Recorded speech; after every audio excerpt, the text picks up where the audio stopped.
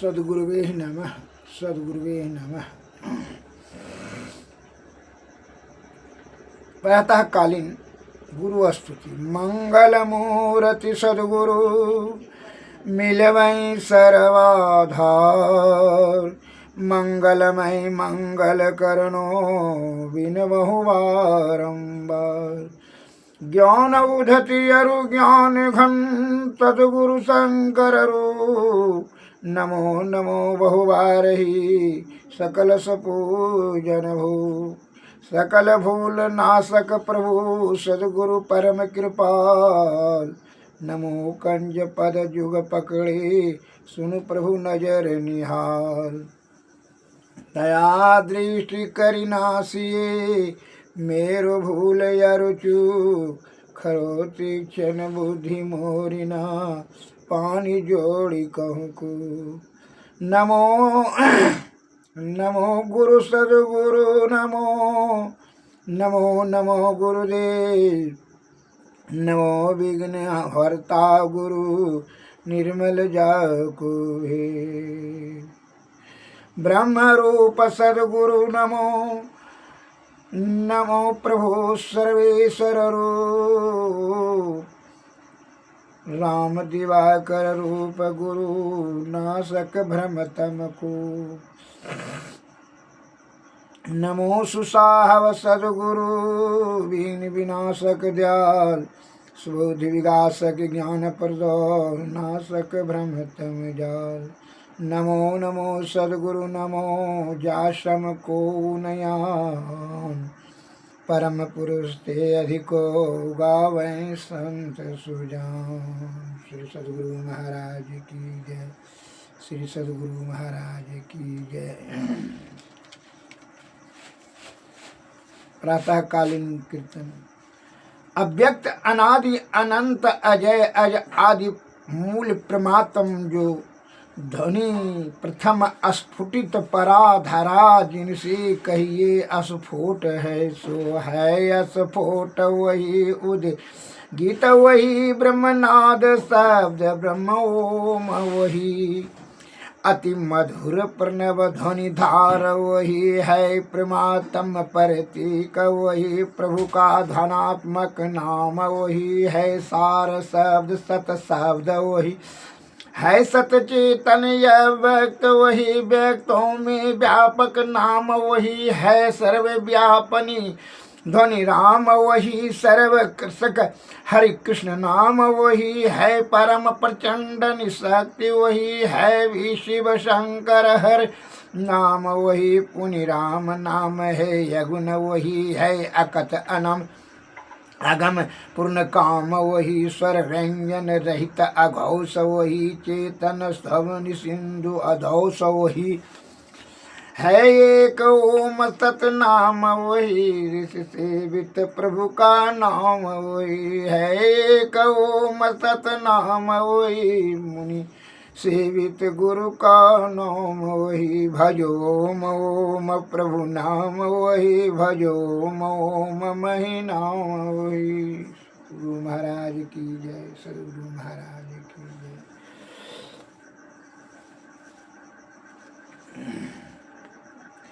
सार बात समझने की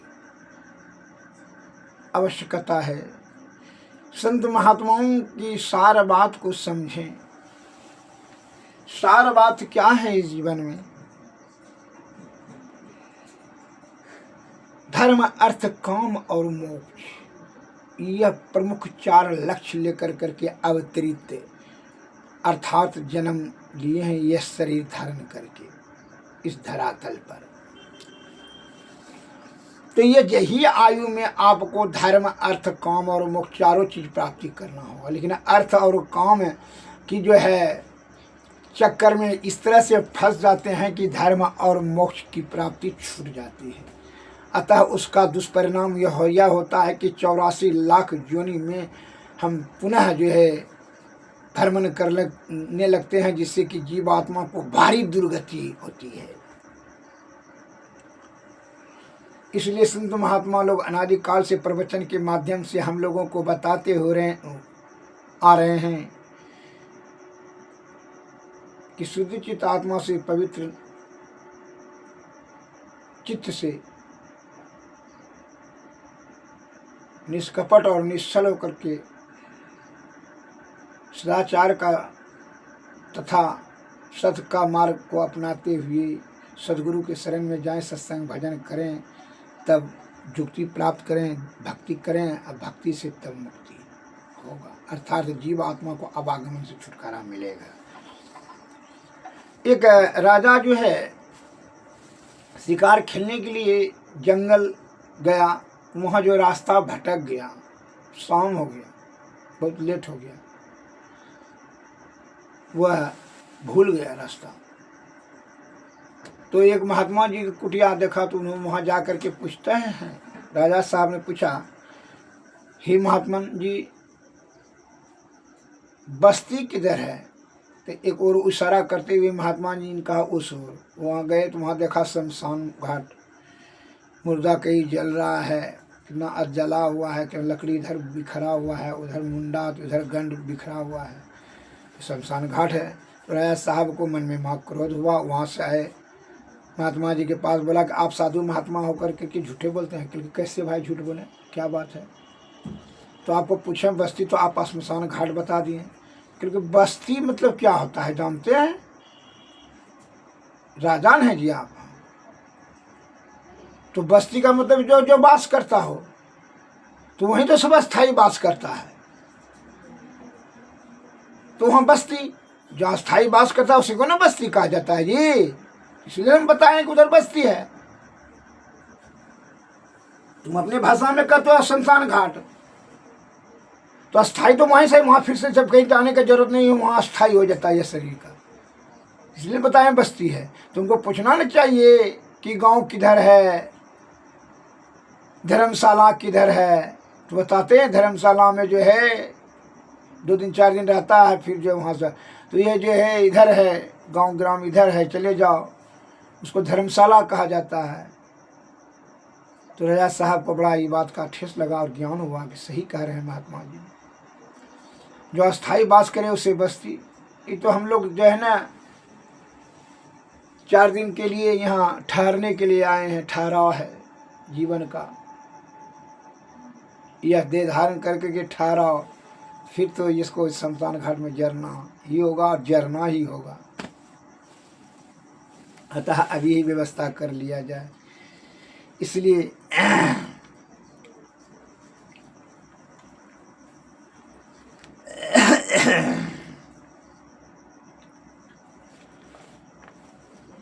तो इसमें जीवन में कुछ सिद्धांत बना कर रखिए, नियम पालन कीजिए, जिससे कि आपका जीवनी शक्ति सही रहे। जीवन में एक नियम तो जरूर रखिए। एक गांव में महात्मा जी गए, तो महात्मा जी को गांव वाला शिकायत किया कि एक ठो जो है ना, देखिए ना, कुम्हार है, वो जो है किसी को नहीं पूजा पाठ व्रत उर्त किसी को नहीं मानता है, साधु महात्मा किसी को नहीं मानता। वो महात्मा जी उसके पास गए, क्योंकि क्या बात है पंडित जी, कुम्हार पंडित जी, कहा हम साधु महात्मा पूजा पाठ व्रत पर्व कुछ नहीं मानते हैं। क्योंकि सुने ठीक है करते नहीं मानो, लेकिन एक ठो बात, एक नियम आप मानो, जो आपको जीवन में सबसे बड़ा सरल नियम हो वही तुम ग्रहण करो और प्रतिज्ञा करो कि एक नियम को हम मान करके चलेंगे, और कुछ तुम मानो। इतना सा साधु का वचन तो रख लो, अत्यंत लाभ मिलेगा। कहा जब आप हमारे यहाँ आए कृपा करके, ठीक है जब आप कहते हैं, एक वचन हम देते हैं, प्रतिज्ञा करते हैं कि सौ था कि वह जो है वो कुम्हार हमारे आगे में जो है उसका मुख देख करके ही हम कहीं जाएंगे। जब तक उसका मुख नहीं देखेंगे, अर्थात उसका दर्शन नहीं करेंगे, बनिया ने कहा जब उसका दर्शन नहीं करेंगे तब तक हम नहीं कहीं जाएंगे। तो वह प्रत्येक दिन वह कुम्हार का जो है मुंह देखता था, तब जाता था। तो कुम्हार गया था एक दिन, उसको जरूरी काम से कहीं बाहर जाना था, बहुत अति आवश्यकता था वो काम का। वो कुम्हार गया था जो है मट्टी लाने के लिए पोखर से, तो वह पोखरी पर चला गया कि उसको जाकर मुंह देखेंगे तो चले जाएंगे बाहर। पोखर में गया, मट्टी खोद रहा था, तो संजोग की बात हुई कि कुम्हरबा को जो है मट्टी खोदते समय पोखर से जो है ना छोटो घड़ा निकला पीतल का, उसमें सोना का और चांदी का सिक्का भरा हुआ था।